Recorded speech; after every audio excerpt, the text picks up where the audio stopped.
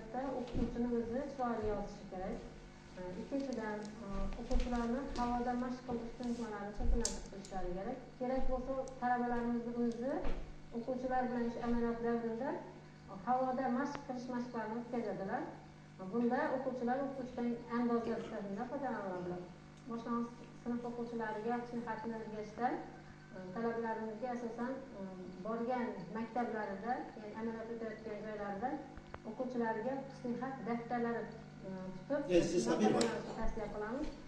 Sababi o'quvchilar asosan nasihat daftaridan, nuqtali daftarlardan foydalanadilar va shu nuqtali daftarlarda yozgan holatlarini ular yozuv daftarlariga bevosita ko'chirib o'tkazadilar.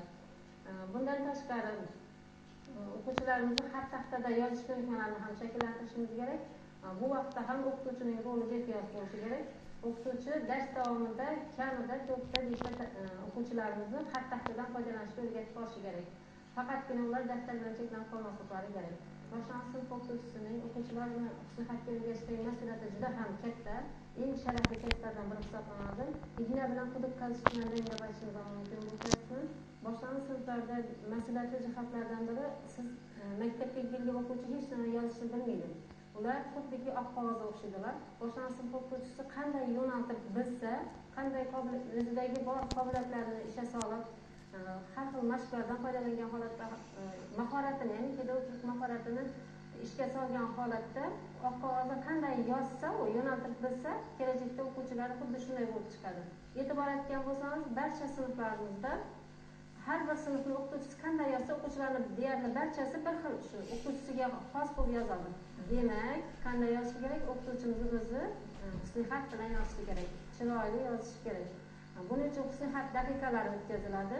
Yozuv darslarimizning 10 daqiqasi nasihat daqiqasiga bag'ishlanadi va bu vaqtda o'qituvchimiz maqol, hikmatli so'zlarni o'zi talaffuz qiladi.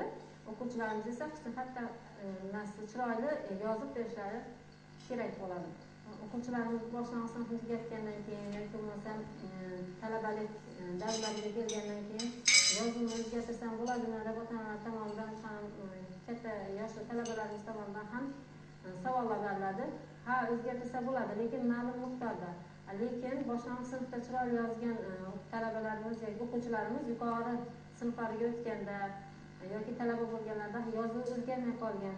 Shu bir tekstda davom qilib chiroyli nasihat asosida yozishib ko'proq fan jihatdan tasdiqlangan. Lekin irodasi kuchli qilib yozuvni o'zgartirmoqchi bo'lgan yoshlarimiz ham yo'q emas. Buning uchun o'zini ustida ko'proq ishlashi kerak. Yoki agar u yuqori sinf o'quvchisi bo'lsa, ota-onasi u bilan birga ishlashi kerak, ma'lum bir o'qituvchiga berib qo'yishi kerak. Talabalarimiz bo'lsa, endi ular mustaqil shaxs hisoblanadi. O'zlari o'z ustida mashg'ulot olib borishi kerak va o'zini nasihatini to'g'rilab borishlari mumkin.